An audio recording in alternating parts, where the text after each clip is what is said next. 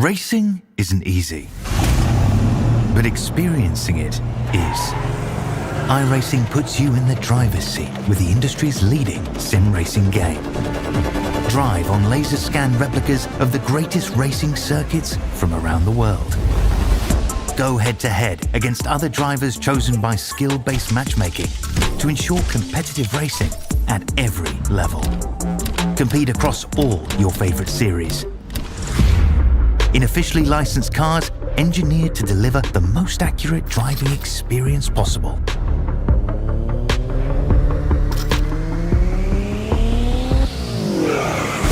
Join a race or host your own with players from across the globe. Race against the computer or in a league with friends.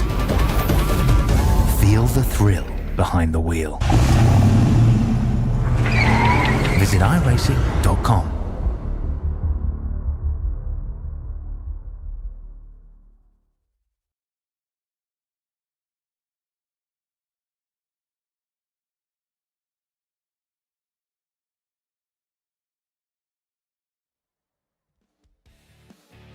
Good evening, everyone, and welcome to Charlotte Motor Speedway for the first round of the round of 8 in the X Series playoffs.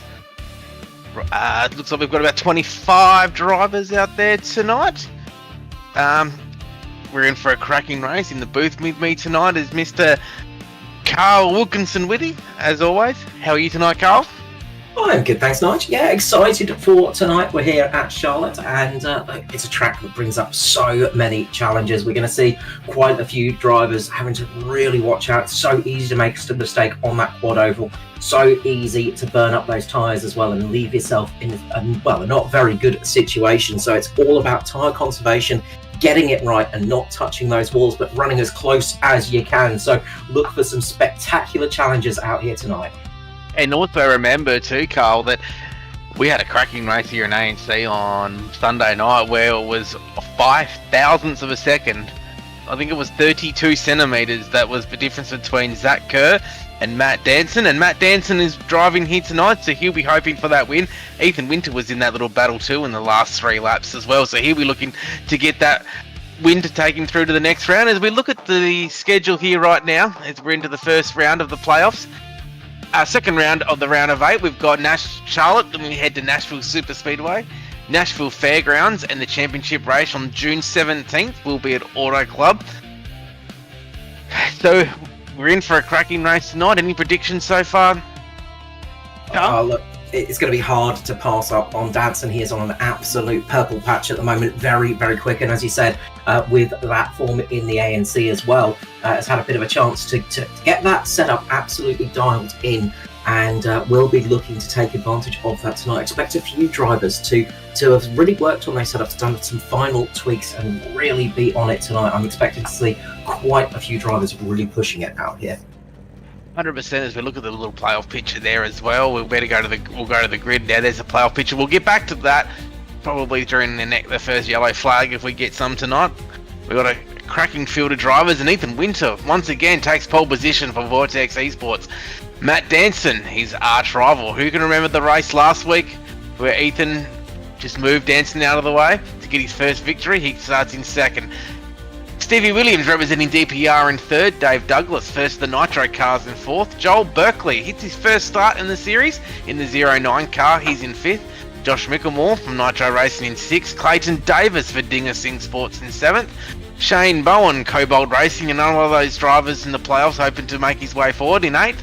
Darcy Wilson, his first starter again in the series with 2 new starters tonight. He comes out at ninth. Ryan Barber for Southern Stars Esports rounds out your 10. Then we head down to 11th position, and it's Blaine Denley out there with Daniel Boyd to his outside in 12th. It's Sam Smith and Aaron Borg in 13th and 14th. Brian Blundell with Aaron Gilbert to his outside in 15th and 16th. Riley Curtis and Trent Gosley in 17th and 18th positions. Henry King and Dane Snadden 19th and 20th. And as we round out the grid, Jason Martin in at 21st with Bradley Oldfield to his outside, Andy Barber, Mick Campbell and Tom Pritchard rounding out our field here tonight. 25 cars out on track. We are going to see some great action here, and there are some big names a bit further down the field I think a couple of people getting caught out with qualifying, just not getting the lap they wanted. So we have got a bit of a mixed up field. But as we look at the playoff picture, you can see Ethan Winter up there at the top with Matt Danson just behind him. Those two are going to be battling so hard with each other. Expect to see Dave Douglas wanting to keep himself in that playoff picture with Stevie Dubb. And those in the danger zone at the moment, Josh Mickelmore, Riley Curtis, Shane Bowen and Ryan Barber, they need to have a good result tonight. They need to get those playoff points and, if possible, get themselves a victory. 100%. As we like and subscribe. If you're out there online, you can subscribe to our YouTube channel, and we'll keep up to date with all of the information. There's plenty of talk already happening there. We'll get to those in a moment. But weather out there at the moment, we're sitting on 104 track temperature at the moment. The wind's northeast and 2 miles per hour. It's cloudy out there, and the clouds are coming in, so the track over time will give a little bit more grip. With the humidity's at 21%. So this is a day race. The time in the sim's about 3 p.m. So this will be a day race. Most Xfinity races are during the day. So we are going to see some loose cars later on in this run, and I think this will be a 2-stop race if we stay green all the way. Yeah, it's going to be keeping the heat down on those tyres is going to be the hard part. It's so easy to burn them up, so easy to get that little bit of wheel spin or get a little bit of a slide, especially here at Charlotte as you exit turn 4 and turn 2. If you just get that slide off the corner, you're going to burn those tyres up and find yourself in big trouble. It takes so long to cool them down. Sometimes you're best off actually coming into the lane. And it'd be good, and let's look out for our newer drivers tonight. There's a few of them in the field. Berkeley's a new one that's in the field. Wilson's another one. We welcome them to the series. Ofield as well. I think that's his first start as well in the 169. I don't think, did he start last week? As the cars come now to the green flag, and Ethan Winter has control of the field. We enter the Geico restart zone, and we are racing at Charlotte. Yeah, the Greenco restart zone, as we should now rename it for the rest of eternity. Good start from Ethan Winter. They are all away nicely. Everybody looking to keep themselves calm. Chat is popping up as well. Good to see everybody out there enjoying this race. We hope you are staying with us for tonight. Get to enjoy all of the action out there as we see Joel Berkeley actually dropping down, looking to get to the back of the field early doors. So it looks like he didn't want to be up there up the front this early on. But up the front is Ethan Winter in the lead with Matt Danson, Stevie Dubb, Josh Mickelmore getting a good start. Dave Douglas dropping down a little bit. Shane Bowen up 2 positions. Clayton Davis, Ryan Barber up a couple of spots with Darcy Wilson, I should say, and Daniel Boyd. That's our top 10 at the moment. And as Ethan Winter, he looks like he's got that Conti car. He has got dialed in there. We've got one car just sitting at the back, but we're going to single file already here. Trying to work on that inside line. Everyone's just counting down those laps. We've got some fast cars. As we look in the field there, the top 6 drivers are all playoff drivers. So Josh Mickelmore on your screen right now, he's not in purple, but everyone in the playoff drivers are in purple. But just remember, Josh Mickelmore isn't in purple, but is a playoff driver. One playoff driver that almost had it all come undone is Riley Curtis, a little bit further down the field. He just got up, gave that wall a little rub. Looks like he's gotten away with it in the Nitro car, but it did have a little bit of a moment. I think Dane Snadden just gave him a little bit of a bump as well. As you can see, they are 2 by 2 a little bit further down the field. Up the front, single file. Not that big surprise, but in the mid-pack, they are racing hard. Everybody trying to get some early positions here. And the fastest car on track at the moment is Ethan Winter with a 30.7. Not far behind, around about 3/100ths of a second is Matt Danson off of them as well. I wouldn't rule out Stevie Williams tonight either. He's got a fast car up there. He's really fast in these Xfinity cars, Stevie Williams. He's representing DPR, so be interesting to see how his race pans out. If he can just stay out of trouble, keep it to the end as we go on single file. Looks like there's a pass at the back there between, I'm not sure who that was there, but we've got Michael. We've got one car that's already looks like his park is Michael Campbell. Not sure what happened there. We've also got Aaron Gilbert and Tom Pritchard who are out of the race as well. That didn't start the race. Dane Snadden got a huge amount of damage in that one as well in the 0.7. It looks like Campbell's wheel or some kind of mechanical failure from his rig because he just drove straight into the wall coming into the quad section. I told you to watch out for that quad oval. Watch this in the 619 coming across the quad oval and just go straight into the wall. Whoa. Down into Snadden. Huge hit, and unfortunately that is 2 cars out of this race early doors. That's unfortunate. Look, bang, and that's the even thing with sim racing. There is mechanical failures, just not the type that's got to do with real car. It's your steering wheel or your pedals and all that can fail as well. As Ethan Winter, he's out to a 0.4 of a second lead now of Matt Danson. He's just starting to play the long game now. And tyre wear in this place, especially at the moment, is crucial, isn't it, Carl? Yeah, absolutely. Look, with the heat, with it being daytime, it is very easy to burn up those tyres. So watch for people trying to keep themselves in a position and keeping themselves out of trouble. Of course, the other thing you get in sim racing that you don't get in the full metal world is things like cats getting underneath your brake pedal and things like that. That does tend to cause issues in sim racing. But luckily, hopefully that was not the case, and hopefully everything is okay for Mick Campbell. Hopefully it's not a big failure on the rig. Just talking about Stevie Dub as well, he is an absolute veteran of the oval side, especially in leagues. Well over 500 starts in league racing, probably more than that. But yeah, he is absolute veteran, has a lot of experience under his belt, so never count out Stevie Dub. And if you're out there watching online on YouTube, make sure you give us your own predictions for the night. Who do you think is going to win? There's a few guys already in the chat bringing home Ryan, the Barber household. I wish Revolution e-racing was here. Well, there was next season. We can always even race now. Join the Discord. Everybody, can join in at any stage. We've got Mike Gremlin, stay off the wall. Hopefully they do. And Brady Baldwin, go Joel Bob Jerkley. I think they got the letters mixed up. Darcy Wilson is my goat, and an evening to Q Carl as well. And then there is no Brad Newman tonight. He must be having the night off.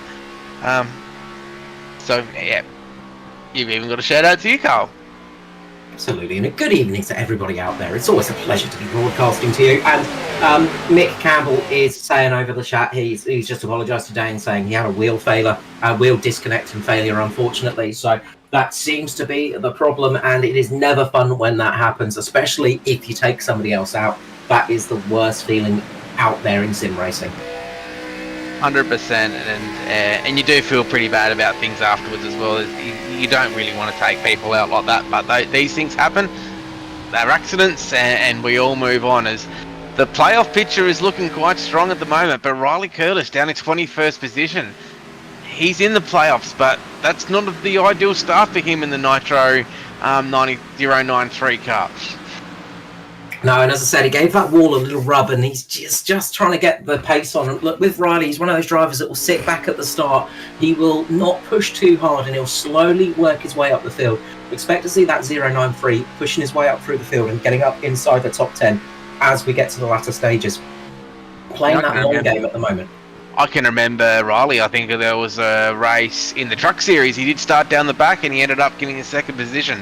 So I wouldn't rule him out just yet. He's just had a little bit of a slow start in the 093 as we head back to the front. We've got out to about a half a second lead. Ethan Winter over Matt Danson. We'll just see how this pans out later in the run though. We got a hit of the wall there. I'm not sure who that was. Jason Martin, was it? That was Joel Barkley, I think it was. Joel Barkley. The 09. Looking at my timing sheet, I'll just double check that one. But that was very, very close. Some real big moments there through the field. And it is so easy to do, to have those little moments and find yourself tapping that wall and falling down the order. As we got a pass here between Sam Smith and the 5 car of who is that? The 15 car. It's got 5 on it. That's the 15. They've got 79 in there too. That's Darcy Wilson in the 5 grinder car. That's a great delivery. Love it. I was looking through the field. We've got Tinder and Grinder represented now, so good to see plenty of data gaps out there. So obviously the drivers are feeling a bit lonely out there tonight. We always like to showcase the paints of any cars. If you're out there in the chat and if you want to see any of your paints and if you want to see a car's paint, let us know.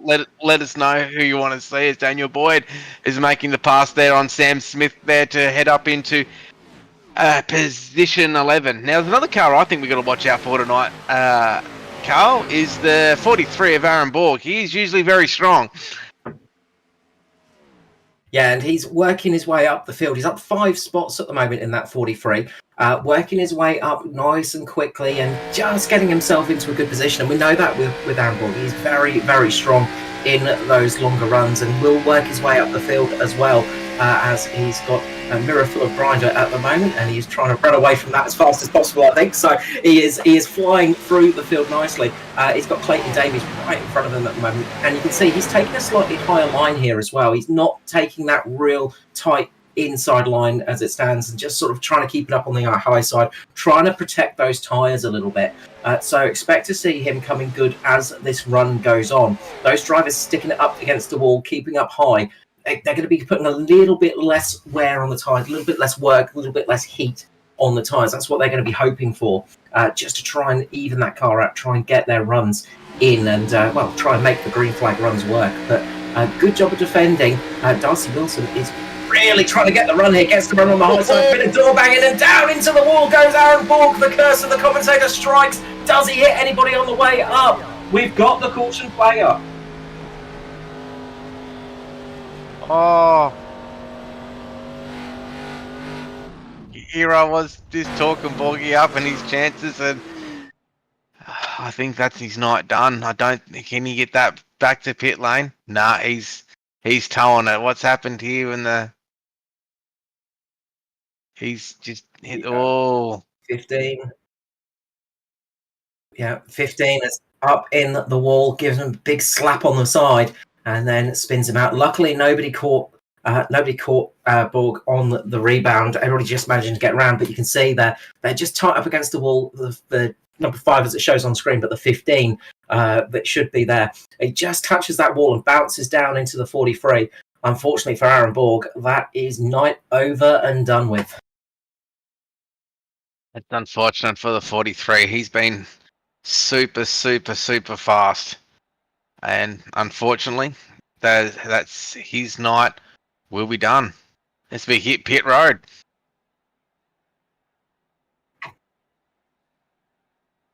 And So everybody bar Dave Douglas, Blaine Densley, and Riley Curtis into the lane. They're sticking it out, so they're hoping we're going to get a caution in the near future, or they're saving a set of tyres here. So we've got 106 laps remaining, remember, so still plenty of time to go. They've only done 20 laps here. That's enough to take the sheen off these tyres. They will lose some speed, but they are hoping that with an extra set of tyres up their sleeve, they'll be okay. A few drivers just taking fuel, maybe right side only. Ryan Barber, one of them. So we've got a whole mix of different strategies going throughout the field here now. And for those that are watching out online at the moment, just remember that there's only 3 sets of tyres allowed per car per race. So if you're taking your tyres too early, you don't have a set later on if this stays to green. But you know, if we have more and more yellows, there was ones that stayed out there and got the track position. Well, they will have a bit of advantage later on in the race, those who are a little bit new to oval racing. Yeah, it's a strategy game there. So Ryan Barber did not take tyres. Clayton Davies don't think took tyres. Daniel Boyd, no tyres. Darcy Wilson, no, I keep wanting to say Williams. Darcy Wilson, there we go. I'll try and get it in my brain. It doesn't look like he took tyres. So a lot of fuel-only stops there. But Shane Bowen, Josh Micklemore, Matt Danson, all took tyres. Stevie Dubb, I'm going to go back to have a quick look at him as well, because it looks like he might have just been fuel only or just taking the right side only. But yeah, quite a few people just taking fuel here, not tyres. So it's not going to be as big a gap up the front that we thought it would have been. Dave Douglas, Riley Curtis and Blaine Densley will still have pace over these guys, as they did not change tyres behind them, but they will have a bit more fuel. That could be crucial as this race goes on. We'll go green this time by. Dave Douglas will... yeah, he's on the inside, so he'll take the green flag. with his teammate just behind him and Matt Danson as well behind them in the inside road. On the outside row, we've got looks like Ryan Barber, we've got Densley and Stevie Dubb on the outside line. So those guys will be all trying to work together just a little bit to get off the start line. As we go back to the chat there, the Sam Smith livery Prime 100 dog, that's a great livery. I must admit I do enjoy that one myself. I have a chuckle every time I see it. He's been having a good run in the ANC as well, in the Prime 120 car. His teammate Robert Dunt isn't with us tonight. He's usually running the same type of paint as what that is there. As the pace car will head off this time by, and we will go back green flag racing. We'll just see now how these, within 2 to 3 laps, Carl will see how these different pitch strategies will pan out as Dave Douglas hits the restart zone, and we are back racing at Charlotte. Lots of slides there. Ryan Barber struggling with that thing. It's like a bucking bronco underneath him. He just manages to get the power down, but lost a whole heap of positions. That was one sketchy restart for the younger Barber there, but he has managed to get it underway, pointing in the right direction, and has managed to get it going. Dave Douglas up the front there, he's gotten away nicely, but he has Matt Danson on those fresh tyres, remember, who is going to sail past him. That number 30 is going to fly through the field now. Watch out for, as I said, watch out for Shane Bowen as well. He's another one of those drivers on fresh boots. He's going to want to try and take advantage of that too. So anybody on fresh tyres, we're going to see them working through the field fast. Josh Micklemore is another one of those too. So they're going to go flying. They're going to want it to remain green as long as possible. They do not want to see a caution flag come out in the next 20 or so laps. They want it to be green as long as possible now. Rewired there between Josh Micklemore, Daniel Boyd, and I can't even think of that, Clayton Davis. Still trying to learn the new liveries of these cars. I'm just wondering too, Carl, is that Ethan Winter, he's back in 8th position. I'm just going back to have a look to see what happened on pit lane with the car 39. I wasn't too sure if he missed his pit box. No, he didn't miss his pit box. He was there for about 18 seconds, so he was stationary for about 18 seconds, so he lost a good couple of seconds in the pit box. Maybe he was just having to take a drink or something like that, and just missed his chance. Yeah, it was an unusual pit stop for Ethan. He's usually quite quick on pit lane. Maybe we can find out a little bit later, or if anyone of his team is in the YouTube chat, please let us know. As he is flying through the field here now, he's going to make another pass here on the 79 of Daniel Boyd. He's going to take him on the inside. Look, that car is very, very fast. Ethan has been putting a lot of work into his Xfinity series. Jason Martin cutting the grass. Sorry, in the background. No, that's all right. I got distracted. What happened there for Martin in the purple pouncing, and I think he made a little bit of contact with Sam Smith. So just a little bit of contact with Sam Smith knocked him onto the grass, and Jason Martin has got the world's fastest lawnmower at the moment going across the infield. Manages to save it, doesn't get any damage, but he's not going to be happy about that one. Has taken a couple of bumps in this race. Stevie Dubb trying to keep some positions, but he has got some very fast cars around him on fresher tyres. Joe Barkley, one of those drivers, and I think Joel's just getting a little bit of repairs done as well. So could have been repairs for Ethan Winter too. He might have just got a hit on the wall and just decided to get a little bit of repair work done. That's why he was a little bit slower in the lane. As we got 2 to 3 wide through the field, as they are racing hard now, and we are seeing. We are seeing the difference there with fresh tyres. 100%, and he makes his way back up into third. So it hasn't taken him long. Just in the chat now, Jason Holdsworth, who's up in the RC tonight, helping us out a little bit behind the scenes. Ethan took tyres. A lot of the others only took fuel only. So that's the reason why Ethan Winter was down so much further than anybody else, but he's already back up into the top 3 with Danson, Micklemore and Winter. Micklemore has been hitting the officials a lot this week, so he's been getting a lot of practice in as well in this Xfinity car. So it's going to be a challenge for the lead here too between Josh Micklemore and Matt Danson. Yeah, these two have much experience racing with each other as well, and Josh Micklemore is no slouch. He is a very quick driver, and when he's been practicing as well, that's always a scary thing because he is extremely good on this style of track too, and he does take that position, moves himself up into the lead, and will now try and scarper off away from Mr. Matt Danson behind. We've got 2 by 2 by 2. We've got a lot of action going on throughout the field right now. It's great to see. Make sure to hit the subscribe button, hit the like button, make sure to comment to get more people viewing this racing action for the Australian NASCAR eSeries. It is the X Series playoffs. It's round number 2, race 1 at Charlotte. Look at this. We've got the 27 of Blake Dansley. We've got Berkeley in the Tinder car. We've got Nitro in the number 10 of Dave Douglas and the Prime 100 of Sam Smith. They are fighting, and wow, I think Sam Smith has got the fresher tyres out of the lot here. He goes straight past. He's back up into the top 5 now, and there, the 09 of Berkeley as well. He's showing some great speed as well. It's telling that everybody in that top 5 was in pit lane and stationary for longer than 15 seconds, so they all took tyres. Everybody behind that are drivers that haven't quite taken tyres. It's a big move. Big move from Ethan Winter. It is on again. These two have magnets with each other's names on them, don't they? They find each other every race. And now the bad blood's over. They can just get back to racing each other. There's no payback needed.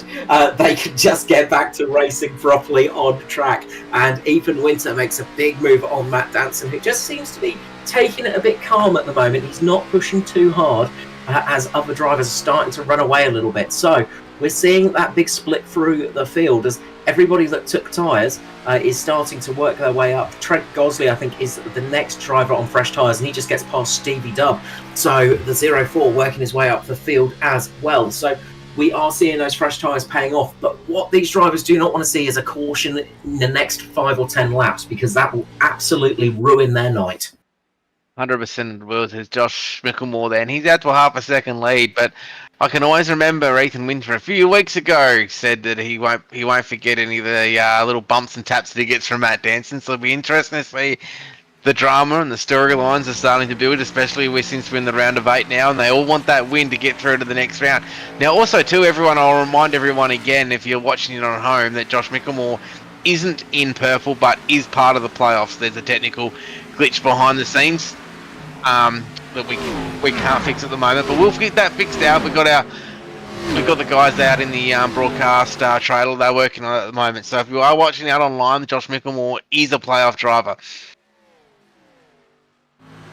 Bit further behind, plenty of racing going on as Jason Martin is siving his way through the back of the pack. Ryan Barber, who has dropped down a whole heap of positions after spinning up those tyres, is struggling. But we've got all the action going through all the field at the moment. And, well, this race has definitely come alive here at Charlotte. 100%. Now, we'll look at some of the playoff drivers too. So Josh Micklemore, he's in first. Winters in second. Matt Danson, he's leading the playoffs. He's in third. Now, their next playoff driver is Dave Douglas in 7th, and then Riley Curtis in 8th, his teammates in 8th. Stevie Williams, he's in 11th. He's 4th at the moment on the standings. As we also have Ryan Barber, he's in 15th, and Shane Bowen as well, he's in 18th. They're your playoff drivers at the moment, and as the trailer has just got back to me and said that Micklemore is in purple now, and he is now in purple, so for those at home now, he's definitely a playoff driver.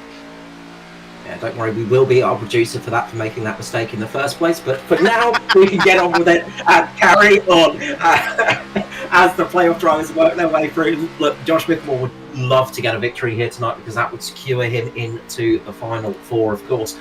So the sort of next round of the playoffs, I should say, and that's going to be crucial. So getting that victory early on just means you can relax that little bit. So he will be wanting that at the moment. But the rest of the field, they'll be wanting to see a caution in the near future, because if that caution comes, they are going to be in such a good position.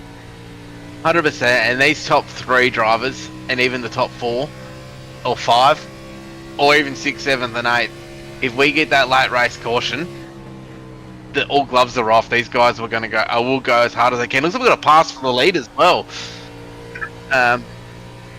On board with Matt Danson here, we got a. He's car view of what the battle is out front there between Josh Micklemore and Ethan Winter. As Ethan Winter, he sends it in on the inside. I don't think he'll get the pass done this time. Josh will get the good drive off the corner there, but this is the thing between these guys here. They bump, they trade paint. That's the way oval racing is. So if there's a gap, they will take it. And as we lap 39 of 126, we got a long race to go. And also too, before we head off too, we should really thank Dean that's in the booth, doing all of the pictures, and he's out in the trailer making all of this happen for us on YouTube. So a big thank you to Big Dean as well for his great contribution, and he's for getting Josh Mickelmore names fixed up.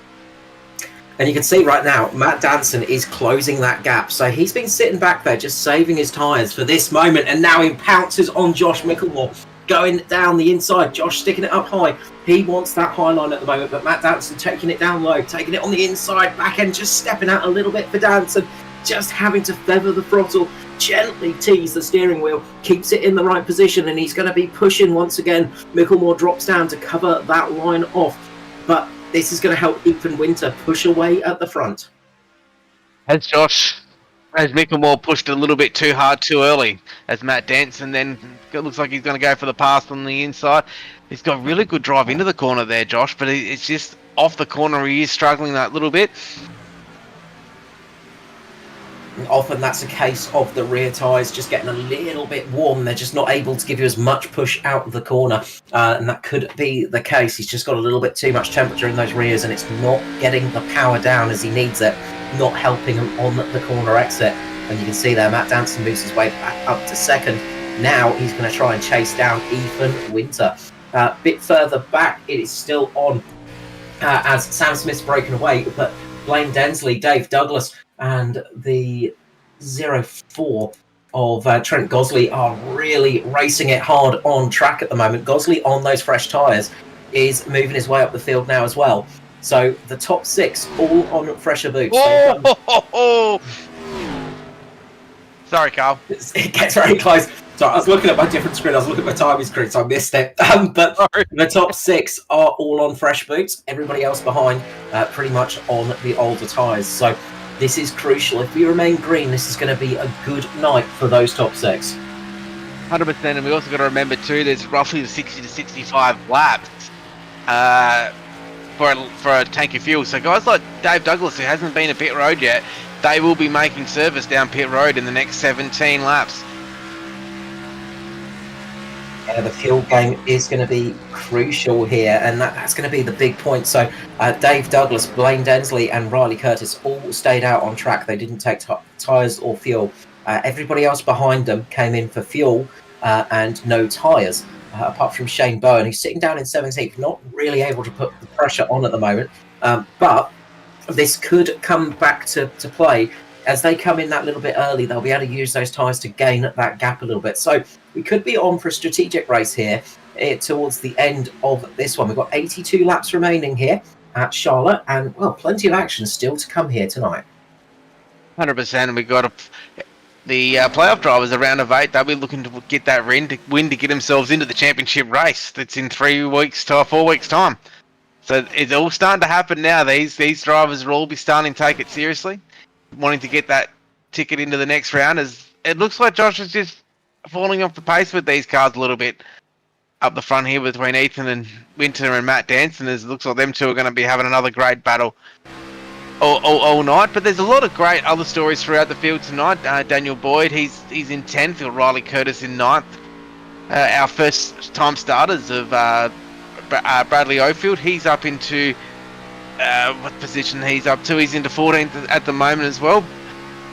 Joel Berkeley in his first start, he's up into 4th position. So there's a few stories that's starting to plan out behind the scenes. Yeah, it's good to see some fresh faces joining the series. And look, as we always say, fresh faces make a league, make a series run. And it's so important getting some new faces in because, iron sharpens iron, as they say. And it does help improve things. When you get somebody new in that's fast, everybody else has to step up their game a little bit, get a little bit faster. And it just improves the whole field. And of course, if you do come in and you're not too fast, you do improve yourself as well, and you end up learning things, you end up improving your speed. It is such a crucial thing to keep some fresh faces and keep everybody moving along and keep everybody just getting that little bit faster throughout the field. Dave Douglas still battling it out with Trent Gosley. Just now it starts to fall behind, and Blaine Densley, Riley Curtis still fighting it out there. So it's a really interesting mix of strategy. And I just noticed as well, Dane Snadden is back out on track in the 07, managed to get some big repairs done and managed to get himself back out on track. So good to see there as Riley Curtis up on the high side of the 27, looking to get the run off the corner. Will get a better exit off the corner here. Going to try and get himself up in front, and does indeed, moves himself up into 8th position. As we go back up the front, I think we've got a battle for the lead happening, a very smooth battle for a tenth of a second here between Ethan Winter and Matt Danson. We head straight back up the front. There's going to be a pass here very shortly. I wouldn't have thought Matt Danson will just move him out of the way just yet to get through. That will probably, those types of moves happen later on in the race, but right now he's just sitting behind the 39 machine of Ethan Winter, the Team Conti car for Vortex Esports. There's also another couple of battles between the field between Riley Curtis and Blaine Densley, sorry. Get that out of the thing. There's a couple of other battles there too that I haven't quite got to yet. Look at this bit of a traffic jam that's happening here. I'm not sure who's going to win there between Tinder and Grinder, but we'll let them play that one out behind the scenes. We're not going to get into that right now. Just looking as well, and we've just had Brian Blundell come into the lane. So the first pit stop has happened in green flag conditions. So he's going to try and use those fresh tyres to work his way up the field. As a bit of a hit on the wall there, and that just giving that wall a little nibble for Darcy Wilson. As the two Barbers are racing it out, and the younger Barber ahead of the older Barber right now. We know there's a lot of pride at stake between those two. Who will win in the battle between father and son? At the moment, Ryan Barber doing a great job, is one of those playoff drivers as well. So he has been doing a fantastic job this season. Andy Barber's not had as much luck on his side, though. He's had a couple of moments this season, just not his own making, and just being caught in the wrong position. But they are racing well with each other, and they are just keeping themselves in a good spot as it stands. So plenty of action on track. And well, got a bit loose there, but the thing is though that the good thing about the playoffs and the way it all works is if even though that you yourself may not be in the playoffs, you do stick around and you do help your teammate who is in the playoffs, see if they can get them further. So all of that little practice, all those practice laps, all of that information and data that one car can get helps out the other car as well. So that's the beauty of working as a team, especially with the oval racing side. There's plenty to be gained on the long-term speed.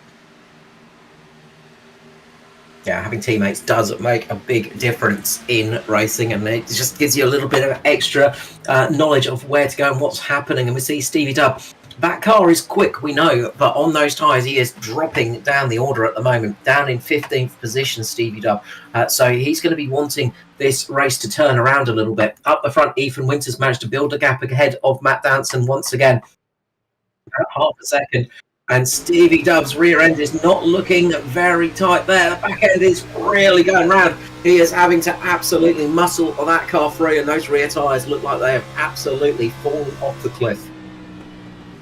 And then when you also too look at Brian Blundell at the moment, he's doing 31.1s at the moment, and last lap with the leaders are doing 32.5s. So there's about 1.5 second difference between the fresher tyres at the moment and these guys who, how many laps have they been on these tyres for now? I don't have that one on my... About 54, 55 laps, some of these guys on their tyres from the start of the race, and then about 35 laps for Ethan Winter and Matt Danson. So those guys that came in for the caution, about 35 laps, everybody else about 54 laps.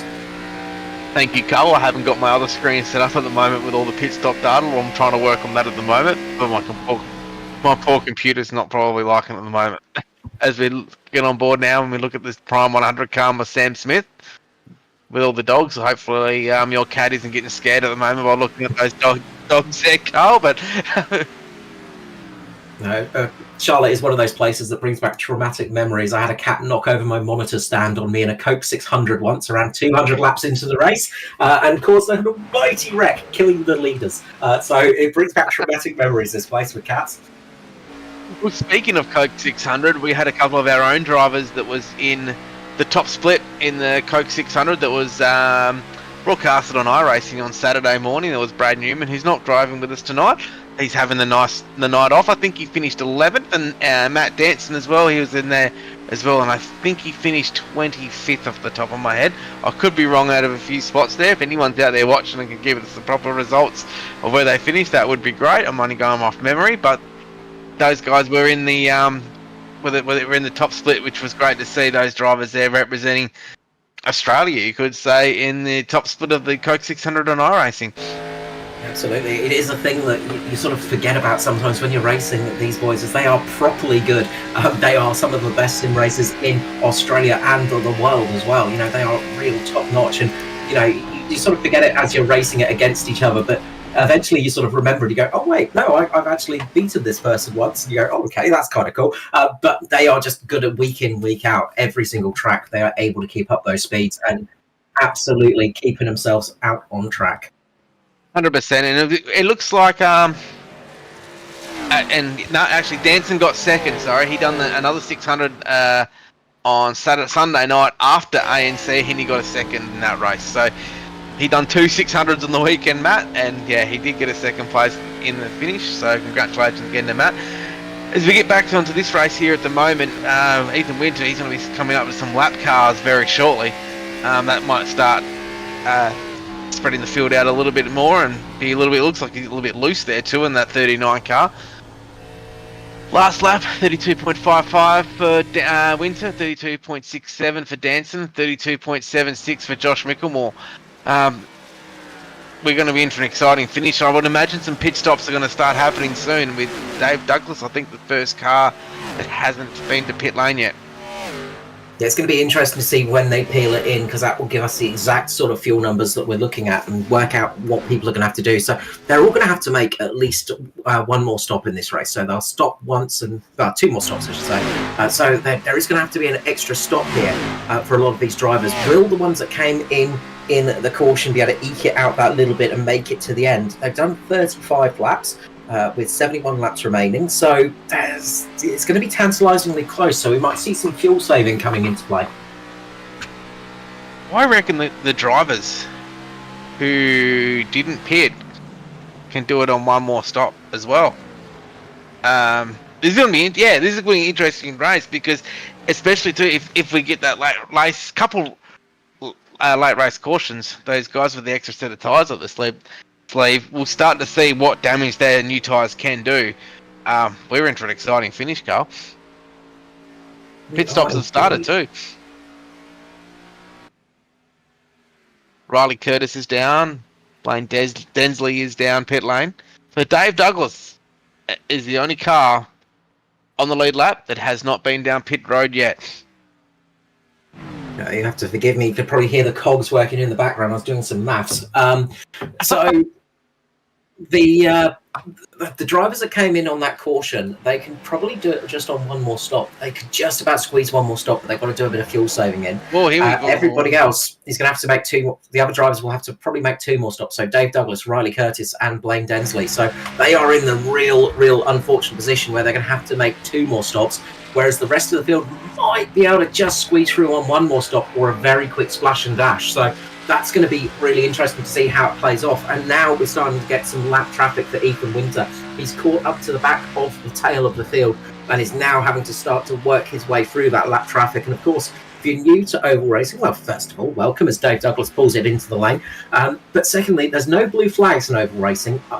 Unlike sort of road course racing and racing that people are used to, you don't have blue flags. So lapped cars don't have to get out of the way. They can race for that lead lap still. There's no reason for them to make it easy for the leaders. So that's where you can lose time as a leader. 100% as Ethan now goes to that high side. As well in the 39, as we go down the back straightaway, Shane Bowen's now going a lap down as well. So he's the first. And also too, if you're the first car a lap down, if a yellow comes out, you get the lucky dogs. You get your lap back. Is who's that going through? Got a car through the grass that's gone lawn mowing? I think that might have been It's Snadden. Dane Snadden. Yeah. So big damage on the right-hand side. He has had a big snap coming off of 4. And what did I say at the start of the broadcast? Watch out for cars running off turn 4 and hitting the exit wall on the quad oval. And that's exactly what's happened to the 07. I'll say that's night over for him now. 100%. I think he was involved in an earlier incident with Michael Campbell when Michael Campbell had some wheel failure. So, unfortunately for Dane Snadden, his night's done. He'll come back next week stronger and bigger and better than ever before when we head to Nashville Super Speedway. And that would have been, Dave Douglas, Riley Curtis, and Blaine Densley would have been absolutely just hoping that would have been a caution or anything like that. Just if that had come a few laps earlier, given them a caution, it could have worked out perfectly for them. But it hasn't. Now they're in the unenviable position of they do not want to see a caution flag. They need to use up their fresh tyres. They need to run through the pack. If they get a caution now, it's going to be pretty much race over and ruined for them. So Ethan Winter, Matt Danson, Josh Micklemore, Joel Barkley, Trent Gosley, Jason Martin, Sam Smith, Bradley Oldfield, and Daniel Boyd. They're the only cars on the league lap now. They would not be too displeased to see the caution flag fly. 100% they wouldn't. And as we look at the playoff picture once again, and Shane Bowen, he's intense at the moment. Winter, Danson, and Micklemore, they're in the playoff picture there in the first 3 cars. But yeah, as we look at the playoff picture at the moment, Matt Danson and Ethan Winter, you could pretty much say they just need to finish races and they'll make it through to the next round. It's the battle between Dave Douglas, Stevie Dubb, Josh Micklemore, Riley Curtis, and Shane Bowen and Ryan Barber. That's where the battle's going to be right now between those guys there. So we'll have to make sure we keep a bit of an eye out there. Even though Shane Bowen, Ryan Barber, and Riley Curtis, Dave Douglas, and Stevie Dubb are a lap down, it doesn't mean they're still out of the playoff picture. Yeah, unfortunately for Shane Bowen, he's got some heavy damage on the right front of that car. I was wondering why he was so slow. I reckon he's taken a knock early on. I think he got caught up in one of those early incidents, got caught somewhere in that pack. So the right front of that car is caved in, and there's probably some wheel damage to that thing as well. So he's probably not able to run at a really good, strong, fast pace, but he might be able to just save fuel, and that could be key here. If he can save fuel another few laps here, he is going to be in the position where he can make it on one more stop. So everybody from here can just about make it home on one more stop. So they will be coming down the lane in the next 2 or 3 laps, I would say. We will be seeing people pitting in. They're 51 laps into the stint. There's 55 remaining. So they are in that position where they can come in and make it home. And Jason Martin decides now's the time to pull the pin. He's coming in a little bit early, going to take advantage of that little undercut and try and get home from here. And also, too, there's words just came in on my timing screen that Josh Micklemore does have damage on that 31 car, so he won't be as fast as these guys up the front. That is the reason why he did fall off the back a little bit earlier on in the run. He's now 7 seconds behind. But I was wondering what was wrong with that 31 car that he dropped off as quick as what he did. But that is the reason why there's a little bit of damage on that car somewhere. I was going to say, if we jump to the rear, you'll see it on the right rear. Just on the right rear corner. Yep. So that's where the damage is. If everyone at home is wondering why the 31 is dropping off pace, that is your reason right there. As Blundell gets past him, he's on those fresher tyres than Josh Micklemore. But Josh Micklemore will be playing the long game as we see the Tinder car of 09 of Joel Berkeley hit down pit road. I love this. Yeah, he's going to be swiping left on those old tyres and swiping right for the new ones, and going to be excited to get back out on track.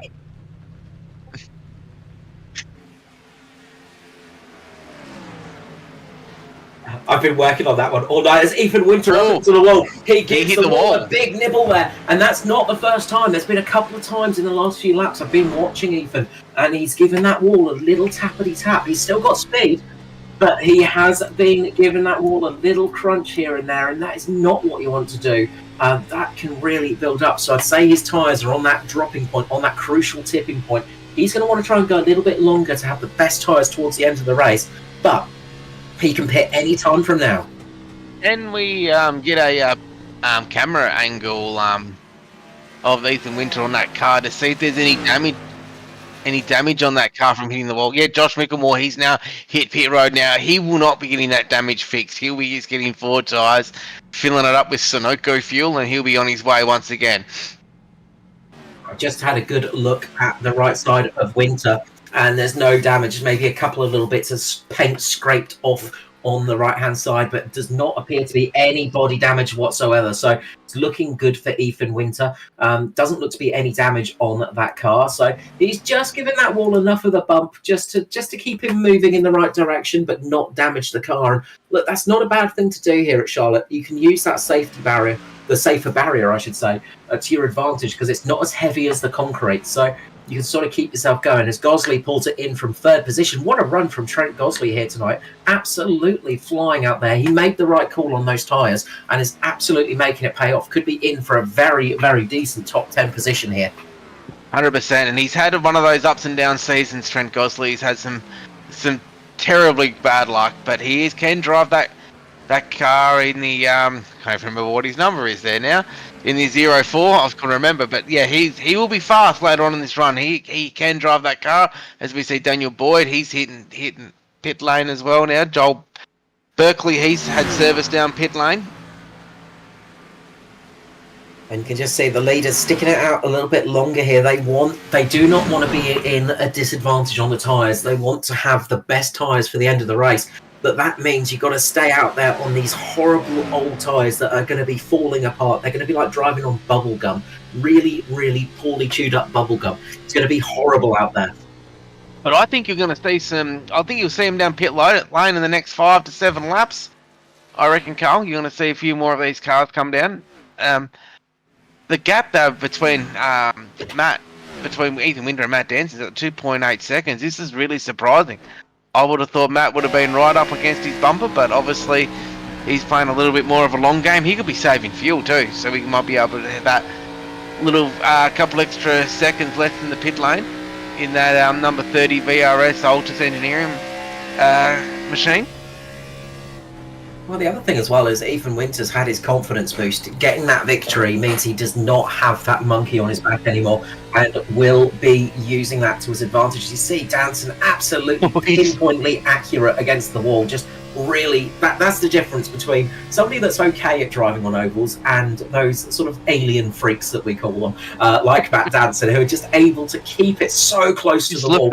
No fear. He is sliding it round there. He knows that we're watching as the Tinder car comes into lane and some damage on the front of Bradley Oldfield. I think that's some damage on the front there. He's taking a bit of damage there. So if we just take a lap now, we'll take a lap around Charlotte Motor Speedway right now with Matt Danson. And for those out there that are only really into road racing and think oval racing's just turning left, have a look at this. This is not just turning left. You're on the edge of the whole way around. That's what you call oval racing. Now, we'll go down the back straight away. He's going to go in on the inside line. Look, he's fighting that wheel. He's down pit line. Yeah. Ethan Winters in pit lane. Will this trigger Matt Danson next lap, or will he stay out longer as Sam Smith also enters pit lane? I think we're going to see Danson try and keep it out there a little bit longer. He wants the tyre advantage over. He wants the tyre advantage over Ethan Winter here for the end of the race, and I think he's really desperate to keep that because he didn't quite have the speed he needed. But those rear tyres are dropping off, and he's going to bring it into the lane now. As you see him getting it down, does he slow it down in time? Oh, that was close, and he's got himself a black flag. Did not pay off for Matt Danson. He's got himself a speeding penalty. And unfortunately, unless we get a yellow flag, that will be his night. Ethan Winters now out of pit lane. Matt Danson's got a black flag. He will be serving 40-second penalty there.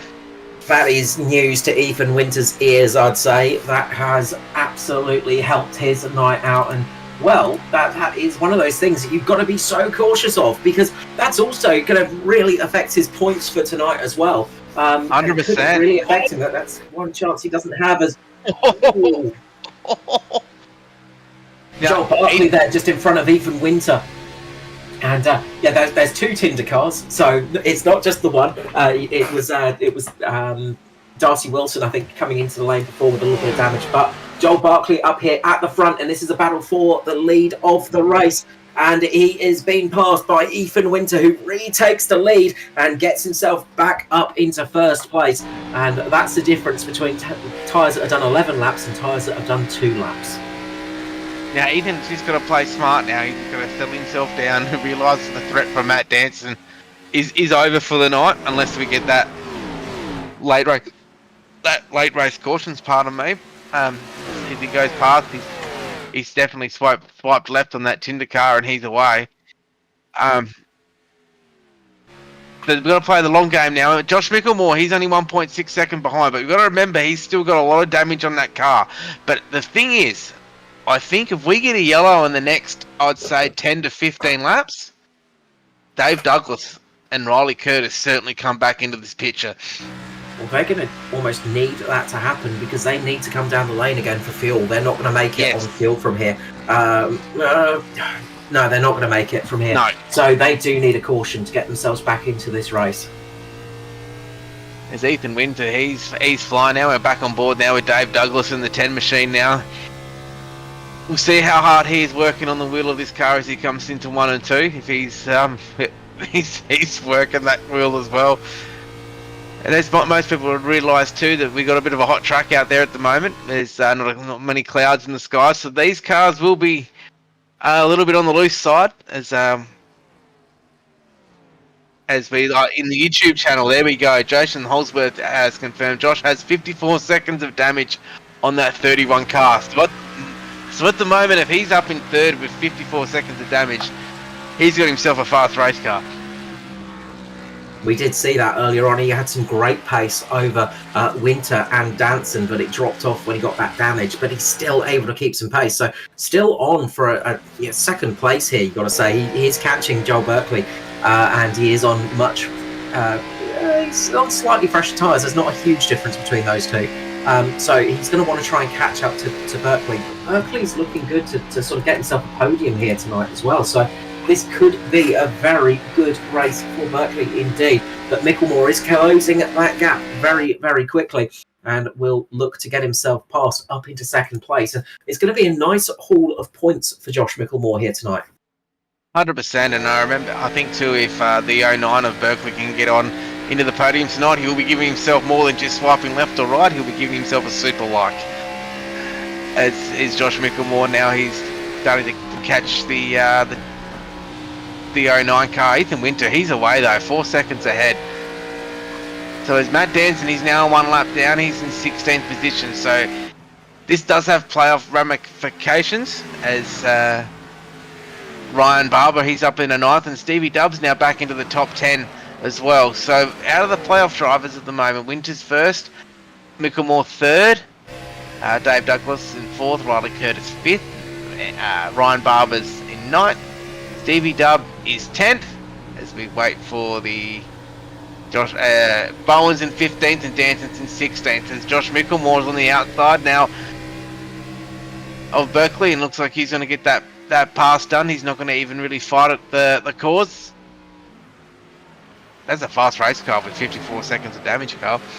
Absolutely. It definitely has some pace in there. And look, I mean, a lot of that is to do with the driver as well. Good setup, but when you've got a good driver behind the wheel too, it is working in synchronicity, and they are going along nicely right now. But you just wish you could see that car with no damage, because I think Josh Micklemore would have been right up there battling with Ethan Winter all race long, as well as Matt Danson, of course. And we've lost Josh Micklemore from that battle for the lead because of that damage, Matt Danson because of that penalty.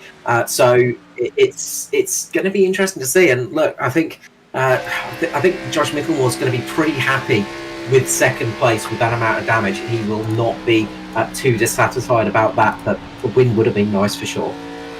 100%. They're all about the points now as well. So the team would be in the background telling Josh, and they'd be even telling his teammates and Dave Douglas and Riley Curtis what the point situation would be and where's the best time to finish. So no need to do anything stupid. They know where the points are, where they got to be to get through to the next round. Ethan Winter and Matt Danson do have a bit of a break over everyone else, but a result like this tonight for Matt Danson could be costly later on, as we see Trent Gosley. He's flying. Yeah, remember Gosley, he's on tyres that have done about 17 laps, so he's on some of the freshest tyres out there. So he's going to be passing, Dave Douglas as well relatively soon. He's going to be catching and probably passing Dave, who's sitting up in fourth at the moment. So Trent Gosley could be on for a podium here if he can keep up that pace.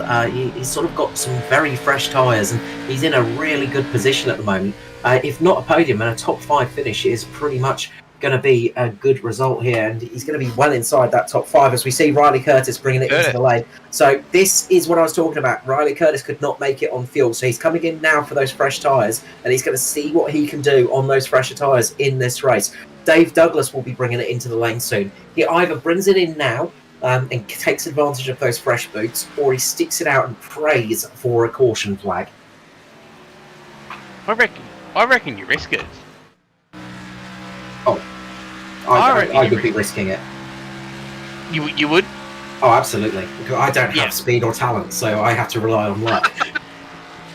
If you was Dave Douglas right now, what would you do, Carl? Would you stay out? I would be staying out there and praying to every deity I know, saying to every god that I could think of, please let there be a caution, because if that caution flag comes out, it is going to be absolutely perfect for Dave.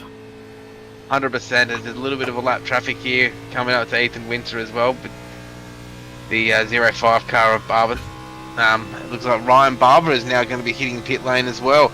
So he's a car. How many stops has Ryan had? So he's going for his third stop. He came in for fuel with everybody else, but didn't take tyres. Ended up coming in a little bit earlier than everybody else. And I think his tyres were dropping off to the point he just needed to get some fresh boots on. And so he's sort of going for that 2-stop strategy that we were sort of talking about. But it's sort of not paid off quite as well for Ryan Barber, unfortunately. Although, again, a late caution, he could find himself in a good position. As we see them coming into the lane now with the 86 of Brian Blundell. So Blundell we saw coming in about 47 laps ago as well. So he's another one that's having to come in for that bit of fuel to get him to the end. So the race isn't over. We're still going to see quite a few people needing to make an extra stop. But who's that in the background? I think it was Clayton Davies there, just having a big moment coming in. And has pulled that car behind the wall. It's also remembering too, Ethan Winter, he is actually fuel saving. He's fuel saving to the max. He's got that clutching on that car going into 1 and 3, so he's saving fuel immensely.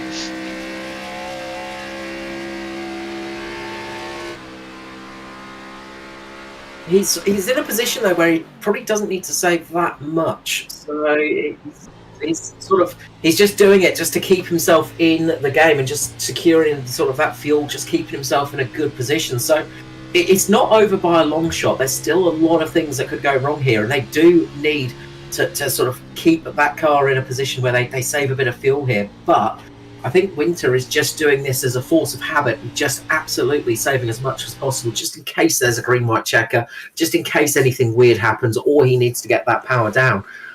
So it's going to be interesting to see how it goes here, because we've only got 26 laps remaining, and he's only done 18 laps in this stint. So with my terrible math skills, he should have plenty of fuel left. I would have thought so. I'm not sure what the strategy here is, unless he's thinking if there is a late race caution, which even then it doesn't make sense. He's saving fuel to be less time on pit road, but the 4 tyres would cover the fuel anyway. I'm not sure what the go is for this year. If anyone from knows any more information out there on the chat, let us know. I just wonder if it's a force of habit. It just could be that he's just used to clutching it that little bit, just clutching it in the mid corner, and he just doesn't want to change it up too much because he's able to keep up some really good pace in that car. So that could just be it. He's just used to driving in that style. Of course, when you clutch it, you can get the car turned a little bit more sometimes. You can sort of get the balance transfer a little bit. So it could be just the way he's driving, that driving style. But just been watching and listening for a few laps, and there's not been too much going on. So maybe he was just trying something out, just exploring what would happen if he did do that. So yeah, interesting to see. And he's got a 12-second lead over Josh Mickelmore. He's just close to half a lap in front of the field. He's in another league tonight. He's also got about a 7-lap advantage on his tyres as well, and that just he is just in a pure great position at the moment. He's got the tyre advantage, he's got the fuel advantage, he's got clean air, he's leading the race. It is all looking good for Ethan Winter. We won't put the mockers on him too much though, because if we do, something terrible will happen and we'll get blamed for it. But Josh Mickelmore still keeping some good pace out there. Keeping himself in that position. The one that's going to be really, really sweating now is Dave Douglas in 4th. He's in that really unenviable spot, and he is starting to get caught up to as well by Trent Gosley and people like that. So it won't be long before he starts dropping down a few more spots. And it's sometimes too that with the Xfinity car compared to the truck, the Xfinity cars, they spread out a lot more, so there's always usually less cautions on long runs. So once you get 20 or 30 laps into a run, the field's usually spread right out. Accidents become more and more of a minimal, and you get longer green flag runs. So that's the other thing when you're in this Xfinity car. You got to take all of that into account, as we have now got 22 to go. I think the result that's really, really has been impressive tonight is Trent Gosley in 5th position in the 0-4. That's one hell of a drive. Yeah, that coming in for those tyres really paid off, and the fact that not many other people did, it's just absolutely worked out perfectly. And look, Gosley's a good hand on the wheel as well, so that doesn't hurt things. But when you get that little bit of advantage over nice fresh tyres compared to the rest of the field, and you're able to keep pace, and you're good on a track like Charlotte, you can absolutely make everybody else pay that price. And Trent Gosley is doing that right now in that Camaro, really doing a great job out there, and is absolutely nailing it lap after lap after lap. And he's coming up on Dave Douglas. Won't be long until he passes him for position. Another driver that's just quietly doing incredibly well is Jason Martin behind him.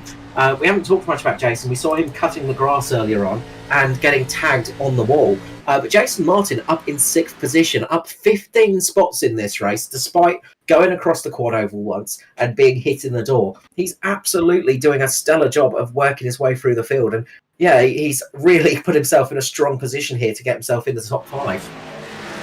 Another strong result tonight too is the 169 of Bradley Ofield. This is his first start in the series. He's now in 9th into the top 10. He's showing some great speed at the moment. Last lap was a 32.855. So he's up there with the rest of the field at the moment. His best time tonight has been a 31 flat. So he takes his time, but sometimes in these races too, it's not all about how fast you are on the short run. You've got to be fast on the long run. So he is showing some great speed in that 85 car tonight. So yeah. Well, another driver that's working his way back after making a big mistake is Matt Danson, as Trent Gosley makes his way past Dave Douglas, and Trent Gosley down the inside gets his way through and moves himself up into 4th position. So he is knocking on the door of the podium here tonight. Can he close on Joel Barkley here and get himself in 3rd? It's a lot to do. About 10 seconds that gap, so it's going to be hard to do in 17 laps, but a mistake from some of these front runners could see him up there. But yeah, Matt Danson, he's going to be looking at a top 10 here tonight despite what happened, so he'll still get himself some points, but yeah, he's going to be absolutely filthy on himself about that mistake coming into pit lane. And especially too, he got done for speeding during the iRacing Coca-Cola 600 on Saturday as well. He got That's his second time he got done for speeding. I think it's a sign he should stick to commentating. It's I think the driving behind him these days is getting too old. the pressure. Riley Curtis working his way up now, though, and he's on those fresher tyres, and he is going to be passing Matt Danson soon too. So Riley Curtis could be on here for a decent top 10 finish, despite doing a slightly different strategy. So this could work out in Riley's favour. He's going to be ahead of a few of the playoff drivers. And one of those playoff drivers is going to be Stevie Dubb as well, because I don't think Stevie Dubb can make it to the end on fuel. So he's going to have to come in the lane as well. Be interesting to see. He's done 47 laps on this stint with 14 laps remaining. Oh, it's going to be very, very tight to make it. That's very tight. I think he can do it though. If he's saving and clutching and all those little tricks that you need to do to save fuel, I think he could probably do it. As we look at the pit stops here, Dave Douglas here, he was 63 and 45. Here we go. On the outside, Riley Curtis makes the pass on Matt Danson. I'm sure he'd be very wrapped with that pass. It's a good pass too. As Matt Danson's back onto he wants that pass back. He's like, nope. Sorry, Riley. I want that back. He is absolutely flying out there, Riley, and he's taken advantage of this sort of strategy. And look, this is the thing with Dave Douglas. He's left it too late now. So if he has to come into the lane for fuel, it's too late to really take advantage of those tyres and work his way back up through the pack. So he's in a real no-win situation, you've got to say, unless we get that caution. Dave Douglas, 49 laps into this stint. And, well, that's going to be... I do not think Dave's going to be making it to the end on fuel. Oh, geez, I reckon he'd be tired. I reckon he could Johnny make it. There's 60 laps to a tank, 13 to go. So, geez, he'll be tired. It'll be 1 to 2 laps max. Yeah, he's going to be hoping to have drank a bit of moonshine before the race and breathe it into the carby on the way to the line, I think. So Dave is really going to be pushing that car, really hoping that he can get it to the line. It's going to be so close. So, yeah, there's a few what-ifs in the field. Stevie Dubb, Blaine Densley, Dave Douglas, they're all going to be so tight on field. They are going to be crossing the line, spluttering and coughing, you've got to say. So they could well do it. With 10 laps remaining here, it is the X Series playoffs, round number 2, race 1 of the final 8 here at Charlotte. And Ethan Winter, he's on the charge then too. He's just passed Jason Martin to lap him, who's actually in 6th position. As we get another loose car just coming out of the turn 2. Ethan has had control of this race. He's had full control all night. That the Team Conti car. He's brought some impressive form from the ANC, where he was in the battle between Matt Danson and Zach Kerr right up until the second to last lap, and when he hit the wall a little bit, his night there was done. But for a lot of laps there was a 3-wide battle. Some of the best sim racing you will ever see was ANC on Sunday night. And those also got to remember too, those that are watching out there online that wants to start in the series. I'm not sure which series to go to and how it all works. Well, make sure you join the Discord, and we race Tuesdays, Thursdays and ANCs on Sundays. But if you're just starting out, we recommend you hit the Truck Series up, which is on Thursday nights, and we accept entries every week.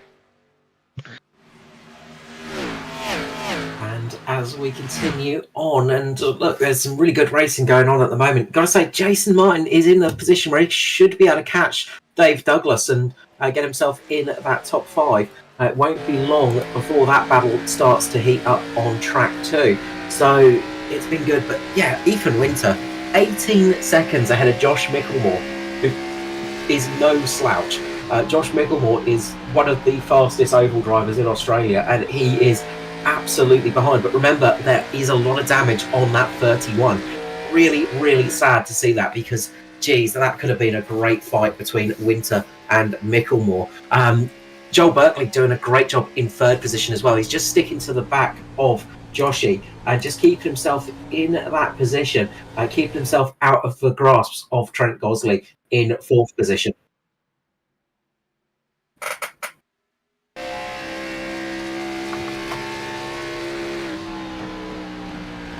So, 10, also, well, less than 10 laps remaining now. We are 7 to go here, and it is on. Who is going to be able to make it on fuel? It is so very close. Dave Douglas, 56 laps into this stint, 7 laps remaining. Oh, it's not looking good, is it? It's tantalisingly close. But can he make it on that fuel? Dave will be rocking back and forth with the VR headset on, trying to make that car get a little bit further. Although going down a lap is not a bad thing for Dave Douglas, because that's one less lap of running he has to do. I would say Dave would be pretty happy to be lapped right now. We've got a battle here between Ryan Barber and Dave Douglas there. This is the battle for Ryan Barber wants to be back one lap down, so he's trying to get a lap back. Dave Douglas trying to keep on the lead lap, although it's probably best not to be on that lead lap for fuel. And then the leader, Ethan Winter, there. So Dave wants to try and keep Ryan Barber between himself and Jason Martin, because he doesn't want to lose that top 5 position. So it is all on as Douglas gets a big slide. He saves it. How did you save that, Mr. Douglas? A great job out front. Sam Smith having a moment as well. I think on the same sort of bit of track, he had a big slide off the corner. Not as big as Dave's, but geesh, that was close to a wreck. Oh, I thought it was all over there for Dave as he just snaps it back. He was lucky to hold on to that one there. Oh man, he'd be hoping now to fight for that lucky dog and keep the lucky dog position just in case the caution does come out. As Jason Martin makes the move up there on the inside there of Dave Douglas going into 3. But Ethan Winter, he's just been another league. We're talking 20 seconds on the field. That's just not the win. That's an annihilation. It's a domination here, and you can see Ryan Barber getting down. He's trying to get himself at least one lap down now, and he should be able to do that. He's on much fresher tyres, but that just shows the pace of Ethan Winter. Ethan Winter's tyres have done about 42 laps. Ryan Barber's done about 25 laps. And he's not flying past Ethan Winter, who is just absolutely dominant out here.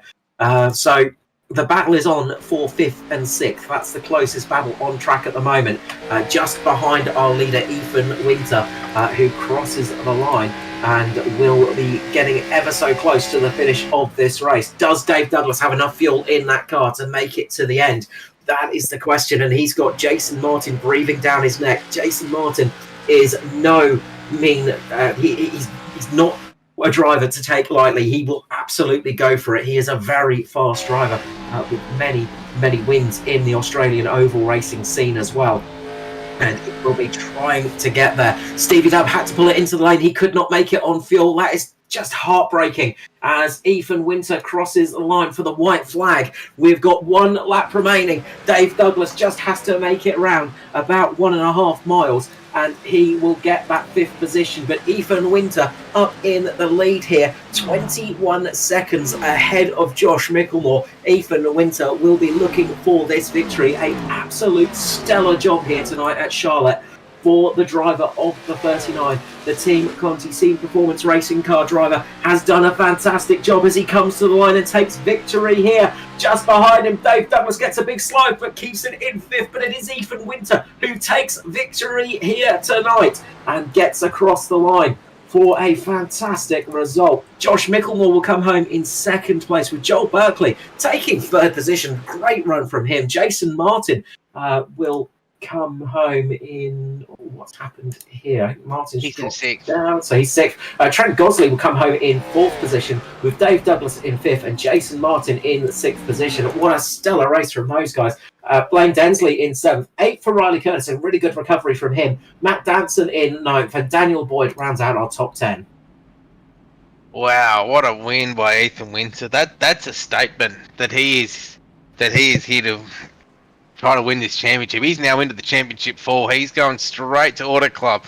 So all of his focus now will be there on Auto Club. He is absolutely flying. And let's talk about another great result here too tonight is Trent Gosley. He was having such a bad run at the start of the season, but now he's back up into position 4 as Ethan Winter tears down that front straightaway there on the finish line there in that Team Conti Vortex number 39.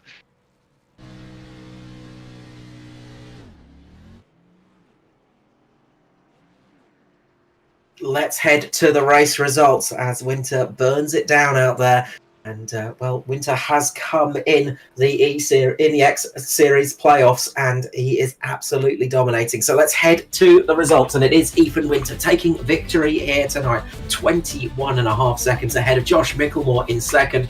We wish we could see that car without damage, because that was a really fast sled out there too. Joel Barkley comes home in third position, a great opening salvo for him.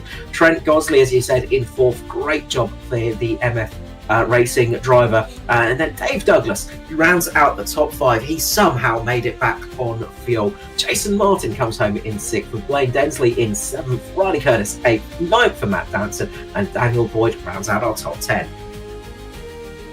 Ryan Barber wins the Battle of the Barber household. He finishes in 11th. Andy Barber in 12th for Southern Stars Esports. Sam Smith in that Prime 100 livery, great livery that one there. He comes home in 13th. Shane Bowen comes home in 14th. Bradley Ofield finishes 3 laps down in 15th. Stevie Dubb for that DPR Simrigs car finishes in 16th. 17th was Blind Blundell. Clayton Davis finishes his night early in 32nd, and the cars that did not make it to the end tonight, as we head over the page, is Clayton Davis, Darcy Wilson, Dane Snadden, Henry King, Aaron Borg, Michael Campbell, Aaron Gilbert and Tom Pritchard. Their cars are already packed up in the trucks and on their way back to the shop. Some stellar stuff here at Charlotte tonight, Nigel. But it's all about one man tonight, and that's Ethan Winter. That car has been absolutely flying all night, and it also shows with his stats this season too. He's had 8 top 5s, 10 top 10s from 14 starts, 4 poles, and this will be his 3rd victory here in the X Series this season. So practice makes perfect, and I know Ethan, he's been going hard to work on this Xfinity car, especially with the ANC, and he's come to the X Series and brought that form here as well. So congratulations to Ethan Winter. We'll take a little bit of a short commercial break, and we'll be back with the interviews after that shortly.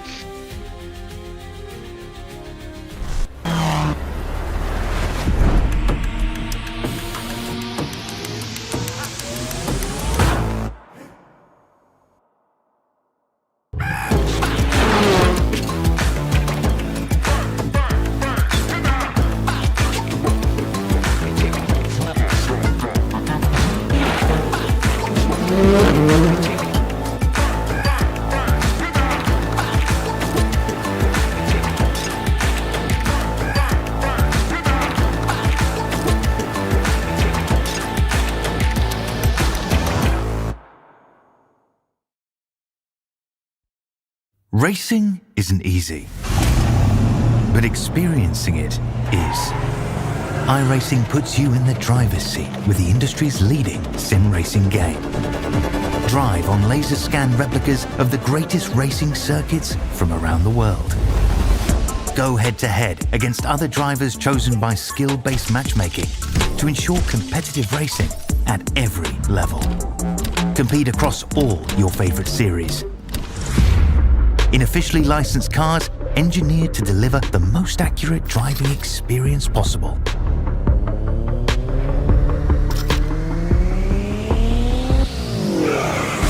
Join a race or host your own with players from across the globe. Race against the computer or in a league with friends. Feel the thrill behind the wheel. Visit iRacing.com.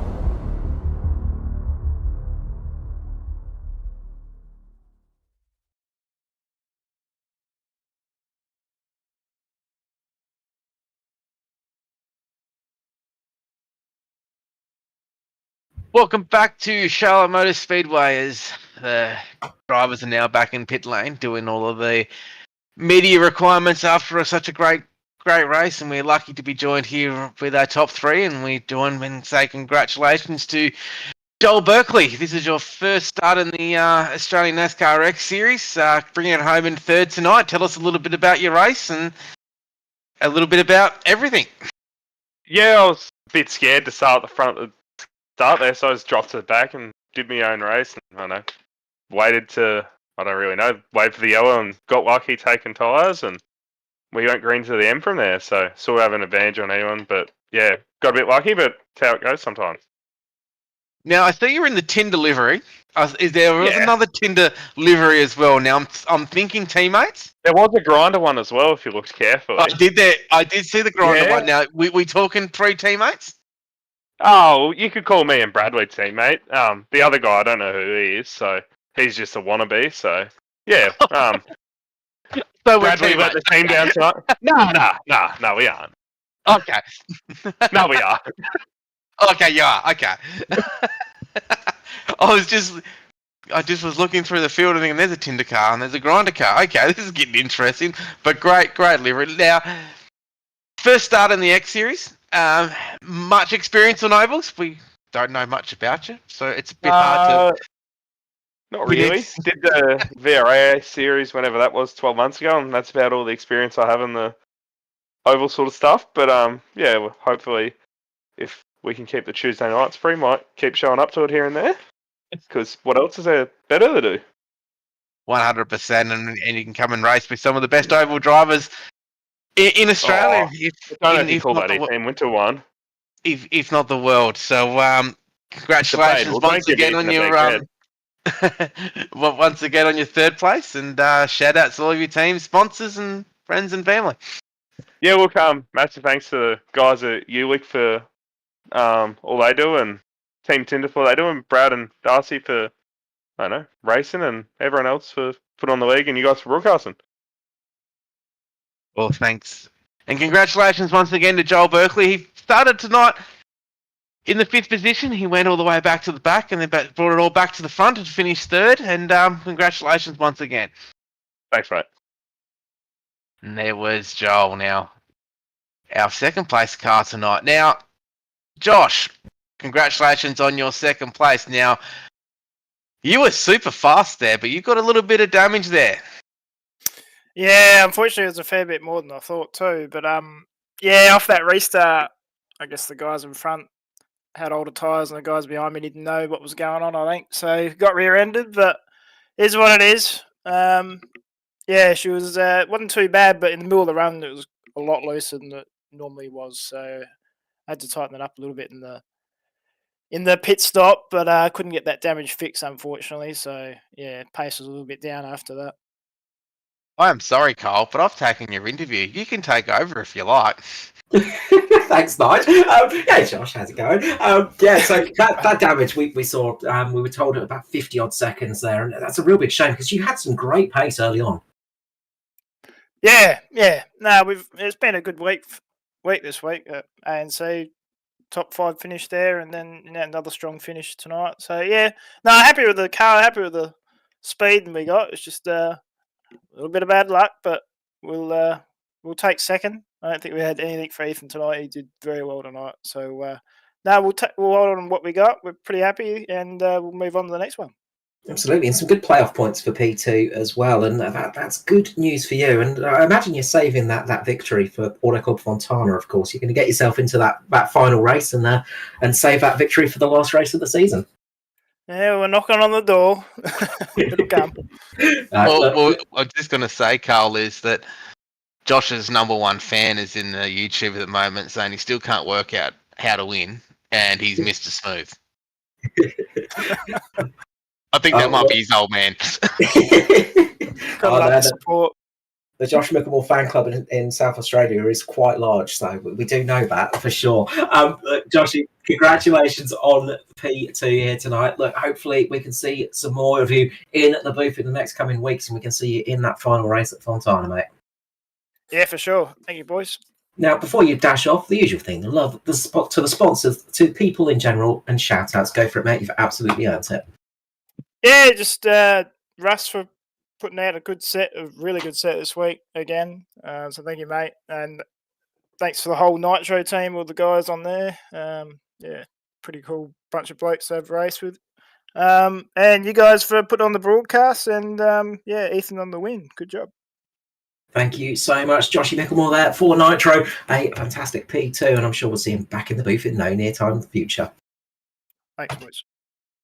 And I'll hand over to Nige now to finish up the interviews. I won't steal his thunder, but we'll head off. Sorry, Carl. I completely forgot. Well, congratulations, Ethan, once again. Now, you sure that car had wheels? Might have not been legal, to be fair, judging by it, but no, Matt definitely had something for me. It's just unfortunate. I think he, blew pit entry on that green flag pit stop, and that kind of, completely blew it out of the window there. So I was just kind of managing my fuel at the end there. I was, a lap short, so I was just managing that, just managing risks. I'd love to see what I could have done in ANC if it had gone, at like longer runs. I was a bit unfortunate that wasn't too great in the short run, to be fair. And Zach did a great job holding me up at the end there and winning that race. So it's good to get one back this week, and we'll just move on to next week. Well, you're into the Championship 4 now, so your focus now needs to be on Auto Club. So you're already got your win through to the Championship 4. That must feel pretty damn good. Yeah, that'd be good because I've never seen any of the national tracks, so I'll do some work in the coming weeks just to learn those tracks, just broaden my skill set there, and then there'll be a decent amount of work for Auto Club. Matt obviously won there in ANC, I believe, and I was terrible that night, so gonna need a big swing performance to overcome Matt, Josh, and whoever else make it into the final 4. And it's something that I've personally seen from sitting up here in the booth is the improvement of yourself every week and the practice that you are putting into this car, and the results are starting to show. Even with ANC on Sunday night, that last crazy 5 laps, like if you didn't quite hit that wall, you was in that fight with those 2 guys. Practice is starting to pay off, and it's great to see. Yeah, certainly. Obviously, just had to watch those last 20 laps back in ANC because I feel like, had I cleared Zach, I don't think Matt would have got to me. But just got to learn from what Zach was doing, and just had to know what to do better next time so I could complete that pass, and that would have been a very important win, honestly. Just locked myself in, so now I'm still in a point situation, unfortunately. So we'll keep grinding out good results in that series, and hopefully just get by into the playoffs. Yeah, well, it's great to see, Ethan, and like it's always see anyone out there that's watching online that wants to get into oval racing. It's all about the amount of practice you want to put into, and all of a sudden, then the practice makes you compete with all these top guys that they do up the front. So yeah, well, congratulations once again, Ethan. That is your 3rd win for the season too. So you're showing some great form at the moment. Give a shout out to all of your team sponsors, family, friends. Yeah, obviously thanks to yourself and Carl for making a great call. Thanks to Dean for making some big gains on the broadcast out here. Thanks to Manington Toyota, Canningvale Toyota, Graham Electrical and Data, Soul Deep Massage Clinic, KZS Auto Works, Team Connie Sim Performance, Start Imagery, the Goalie Glove Guy, and all the guys in Discord just for generally helping out. And Ethan, real quick there, I want to chime in. Who's going to win the State of Origin? Queensland. Hey! That's all I have to say. Well, congratulations again, Ethan, and we'll see you on next Tuesday night for the X Series, which will be at Nashville Super Speedway. Yeah, thank you. There we have it, guys. There was Ethan Winter. He was our first place winner, and he literally was in another league tonight. There was not another driver that was even getting close to him, apart from Matt Danson. Unfortunately, speeding on pit road ended his night. So congratulations once again to Ethan, and Carl. Thank you once again for being in the booth with me tonight. Always a pleasure, Nige. And once again, a big thank you to Dean for all of his work he does behind the scenes. It's with the cameras and making this show possible for everyone to see at home. And once again, there was their result. Results were up on the screen. Once again, Ethan Winter coming away with the win. Punches his ticket to Auto Club. Next week we head to Nashville Super Speedway. Let's see who can win that one there before we then hit the Nashville Fairgrounds with some short track racing. before the championship race at Auto Club on June 17th. For myself, Carl, and Dean in the booth, thank you again for your time this evening, and take care, and we'll see you Thursday night for the Truck Series at Nashville. Good night.